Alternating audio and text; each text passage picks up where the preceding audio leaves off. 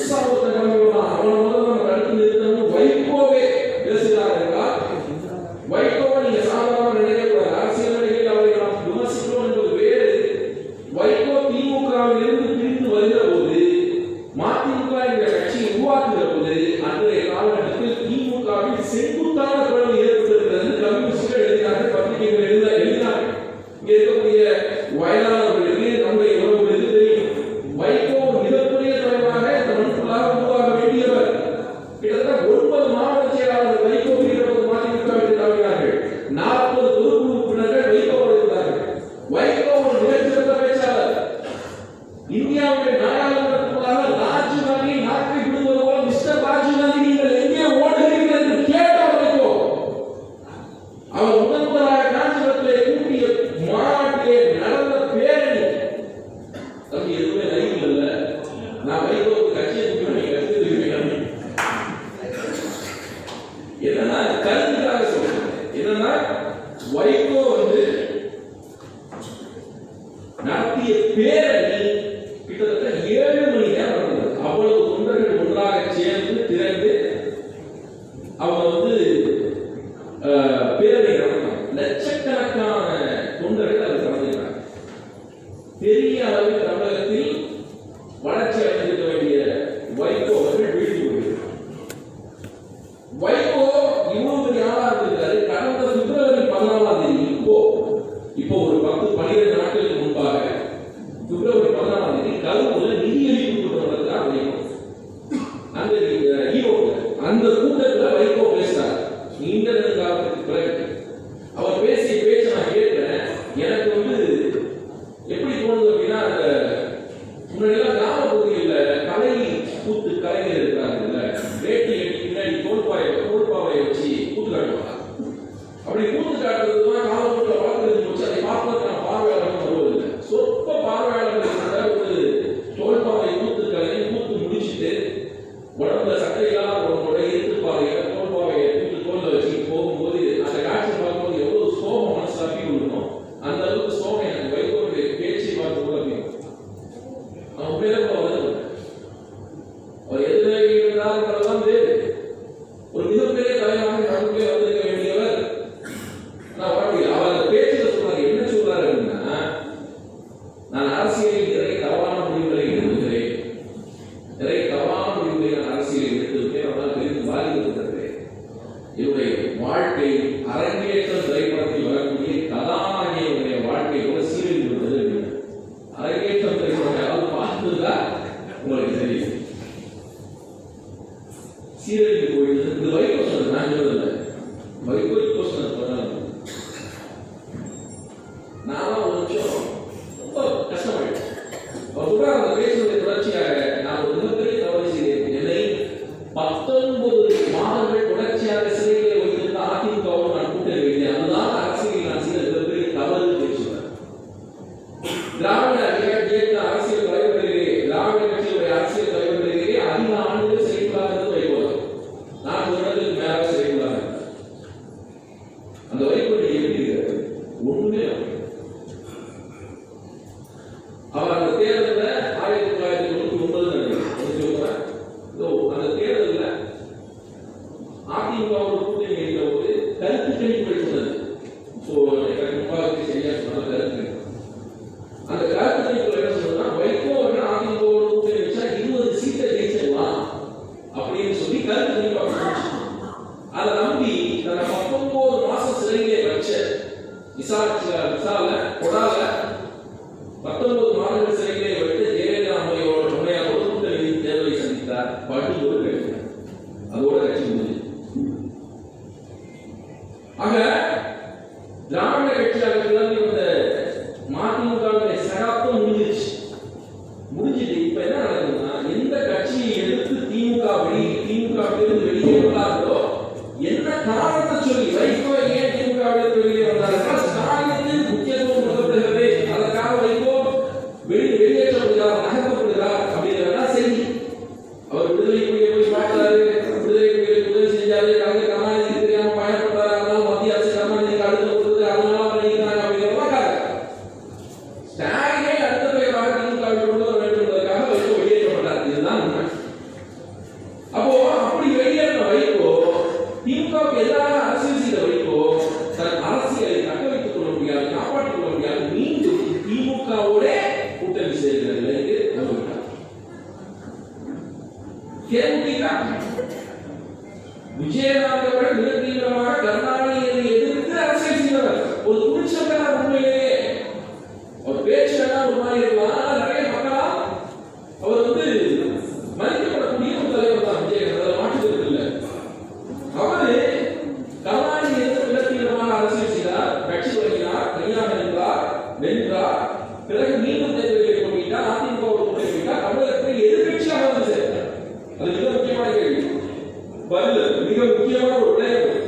நீங்க விஜயகாந்த் அவர்கள் எழுந்து எதிர்கட்சி தலைவராக சட்டமன்றத்துக்குள்ளாக வருகிற போது என்ன நடந்துச்சு அப்படின்னா, அதுவரை வரலாற்றில் இல்லாத அளவுக்கு திமுக எதிர்கட்சியாக இல்லாமல் மூன்றாவது கட்சியாக சட்டமன்றத்திலே உட்கார்ந்ததற்கு இடமளிக்காமல் விஜயகாந்துக்கு பக்கத்தில் வந்தார்.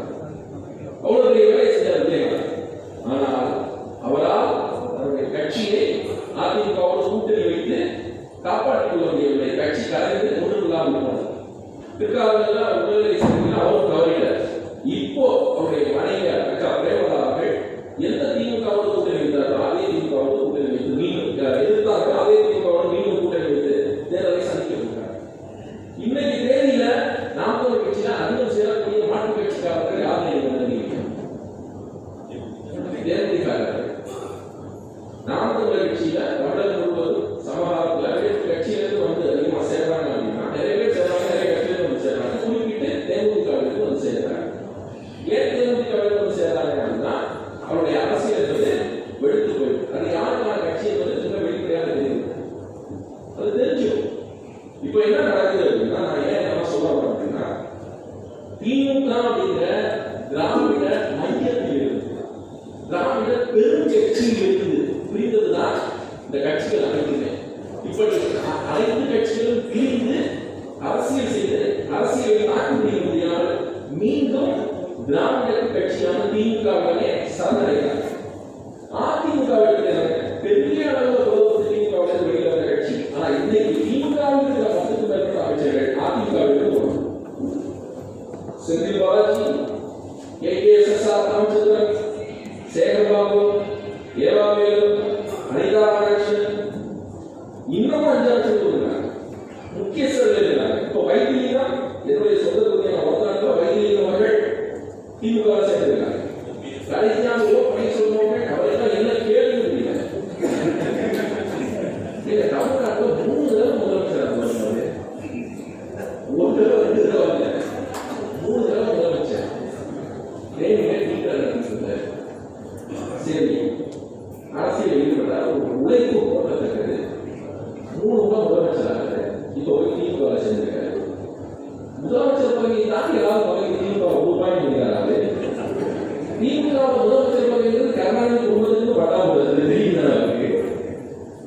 என்னன்னா கட்சியிலிருந்து வெளியேறினாங்க, தத்துவ போய் நடந்தாங்க, என்ன கருமை சொல்றது தெரியல. அது 3 பேர் மூவர் அழிந்த டிடிவி சுற்றிட்டு இருந்தாங்க. செங்கோட்டை, டிடிவி, ஓபிஎஸ் தேவதேவில கூட்டா படம்லாம் பேசிக்கலாம் இருந்தாங்க. திரும்பி பார்த்தா செங்கோட்டை இவர் தனியாக என்ன செய்யறது தெரியல. தொடர்ச்சியா ஆலோசனை கூட்டம் நடத்திட்டே இருந்தாரு. கடைசியா ஒரு வாரத்துக்கு ஒரு ஆலோசனை கூட்டம் நடத்தினாரு. அந்த ஆலோசனை கூட்டத்தில் அவர் இருந்தாரு. கண்ணாடியை பார்த்து அவருக்கு அப்படியே ஆலோசனை சொல்லிட்டு இதுக்கு மேல இது சரிபட்டு வராது, திமுக போய் சொல்லி திமுகவுக்கு கிளம்பிட்டாரு. அப்போ ஏன்னா அதிமுக மீண்டும் திமுக சரணாகி அடைகிறது. அதிமுகவுடைய முக்கியமான தொகுதிகளெல்லாம் போயிட்டாங்க. இதுல தனித்தரம் செங்கோட்டையில 45 வருஷம் அரசியல் நடந்தோம். 9 முறை எம்எல்ஏ, பல முறை அமைச்சர், பல முதலமைச்சர் பார்த்தாரு. எப்படியுமே அந்த சாட்டைகள் இருந்தாங்க. விஜயெல்லாம் ஒரு ஆளுக்கு நம்பி பேசுறாங்க. எதுக்கு போனாலும் அவருக்கு தெரியல, சேர்க்கல கட்சிக்காரங்க தெரியல, சாட்டை கொண்டு தெரியல. அவரோட மதிப்பு ஒரு வேலை விஜய் இங்க நின்று இருக்கிறாங்க, செங்கோட்டை அங்க நின்று இருக்கிறாங்க, தொண்டர்கள் அங்க நின்று இருக்கிறாங்க, காவியக்காரங்க செங்கோட்டையில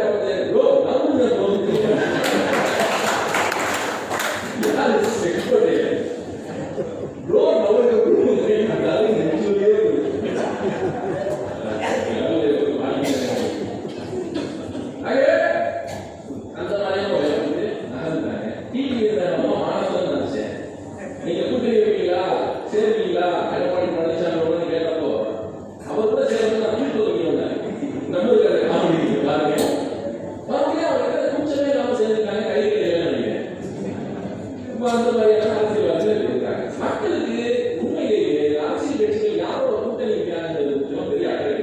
அதெல்லாம் இவங்களோட ஊட்டு. நீ யார் வேணாலும் நீ யார் வேணாலும் எல்லாத்தையும் பார்த்துட்டு தான் இருக்கணும். அவங்களுக்கு அது பெரிய அக்கறை. அப்போ எதுக்காக சொல்றோம் அப்படின்னா இவர்கள் எல்லாம் மறுபடியும் திமுக உள்ளே போறோம்.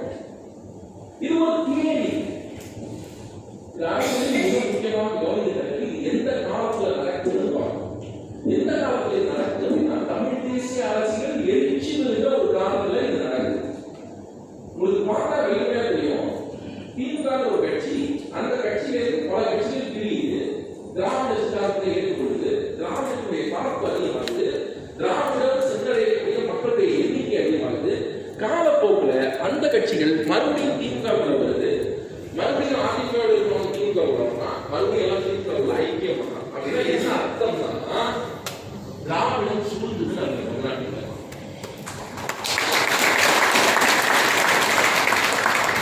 இது சுருங்கும் போது ஒரு ஸ்பேஸ் உருவாகும்ல, இது சின்னதாகும் போது ஒரு ஸ்பேஸ் உருவாகும்ல, அந்த ஸ்பேஸ்ல நாம் மிக தீவிரமா திமுக ஏன் பதட்டப்படுதுன்னா, இன்னொரு அரசியல் கட்சியா வந்து தன்னை எதிர்த்தா திமுகவோ அதிமுகவோ பதட்டம் கிடையாது, அவன் ஹேண்டில் பண்ணிட்டு போயிடுவான். விஜயெல்லாம் லெப்ட் ஹேண்ட்ல ஹேண்டில் பண்ணுவான். திமுக தெரியல, சும்மா ஏதோ விஜய் தான் பெரியாரு அது இது நினைச்சிட்டு சுத்திட்டு இருக்காங்க. அந்த கட்சிக்காரங்களாவது ஏதாவது அரசியல் தெரிந்துள்ளவங்களா அப்படின்னா மகா மட்டமா இருக்காங்க. பல கட்சிகள் தொண்டர்களுக்கு தான் அரசியல் தெரியாது, அந்த கட்சியில் தலைவருக்கு அரசியல் தெரியாது. பொதுச் செயலாளர் ஒருத்தருக்காரு ருசியானவர், அவர் பேசுற ஆமா எங்க தலைவர் விஜய் வந்து 236 தொகுதியிலே போட்டிடுவாரு, அவர் நினைச்சா 3 தொகுதி 4 தொகுதியில கூட போட்டிடுவாரு. ஆனா தேர்தல் ஆணையம் வந்து 3 தொகுதி 4 தொகுதியில தான் போட்டியிட சொல்லுது அப்படிங்கிறாங்க. யோ 3 தொகுதி 4 தொகுதியெல்லாம் போட்டிட்டீங்கன்னா கட்சியோட அங்கீகாரத்தை ரத்து பண்ணி முடிச்சு ஜெயிலுக்கு வச்சுருவாங்க. எந்த காலத்துலயும் தேர்தல்